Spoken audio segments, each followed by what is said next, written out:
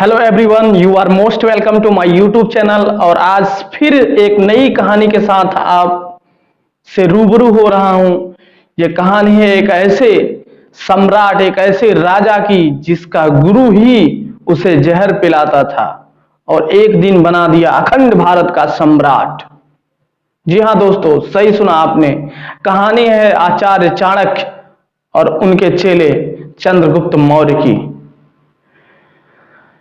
आचार्य चाणक्य एक सर्वसाधारण शिक्षक थे, ये सभी जानते हैं। उन्होंने एक लाइन कही थी कि शिक्षक साधारण नहीं होता, प्रलय और निर्माण दोनों ही उनके हाथों में होता है। तो इस लाइन के साथ शुरू करते हैं कहानी। किसी समय की बात है, आचार्य चाणक्य जहां शिक्षण का कार्य करते थे, जिस यूनिवर्सिटी में, वहां का सम्राट किसी जमाने में घनानंद होता था। घनानंद अखंड भारत का सम्राट था।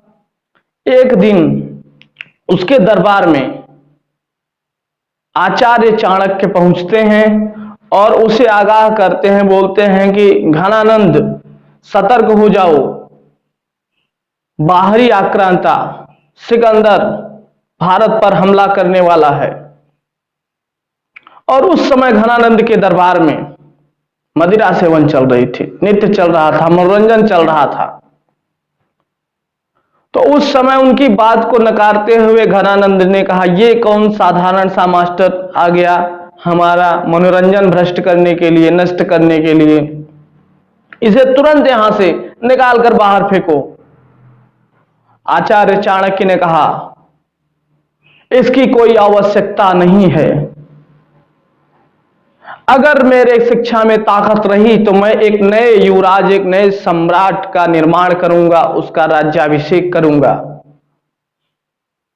क्योंकि शिक्षक साधारण नहीं होता, प्रलय और निर्माण दोनों ही उसके हाथों में होता है।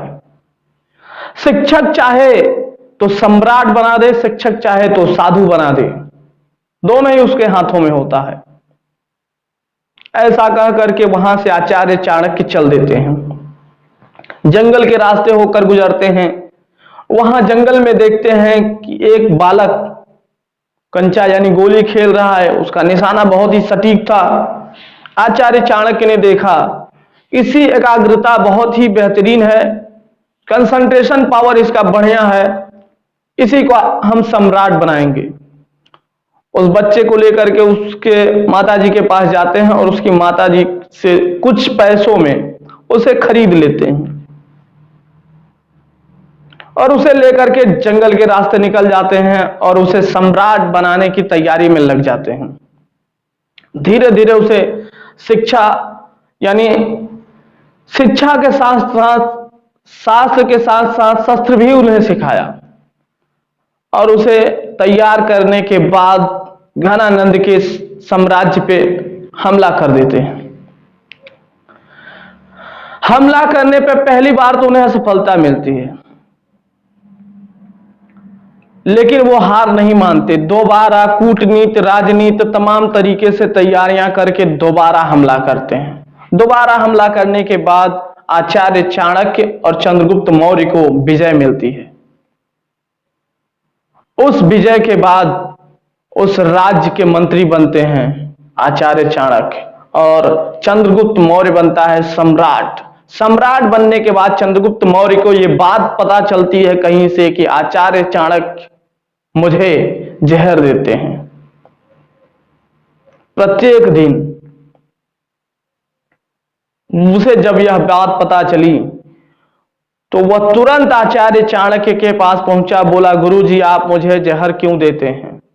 मेरे साथ इतना बड़ा छल, इतना बड़ा धोखा, आप मुझे मारना चाहते हैं और पूरा राज्य अकेले लेना चाहते हैं। आचार्य चाणक्य ने कहा कि नहीं चंद्रगुप्त, मैं तुम्हें इसलिए जहर देता हूं कि ताकि तुम्हारी इम्यूनिटी सिस्टम, इम्यून पावर इतना मजबूत हो कि कोई तुम्हें जहर से भी मारना चाहे तो मार ना सके। क्योंकि तुम एक सम्राट हो, सम्राट को हर चीज और हर तरीके से निपुण होना पड़ेगा, तभी राज्य को सुचारू रूप से चलाया जा सकेगा। चंद्रगुप्त मौर्य को जब यह बात पता चलती है तो वह शांत भाव से जाता है और उनकी बात को स्वीकार करता है। यानी चाणक्य ने जो जहर देने का काम किया, उसे हमेशा कहते हैं ना, थोड़ा थोड़ा करके उसका डोज बढ़ाया और उसे जहर दे करके एम्प्टी सिस्टम को इतना मजबूत किया कि जहर यानी विष भी उसके शरीर पर कोई काम ना करे। आचार्य चाणक्य की ये सीख बताती है, ये कहानी बताती है कि शिक्षक की मार कभी बेकार नहीं जाती। शिक्षक अगर जहर भी दे रहा है तो कुछ ना कुछ उसके पीछे कारण है, क्योंकि वह अपने शिष्य को सम्राट बनाना चाहता है, क्योंकि वह अपने शिष्य को एक अच्छे ओहदे पर ले जाना चाहता है, क्योंकि जितना बड़ा उसके शिष्य का नाम होगा उतना ही उसका भी नाम होगा।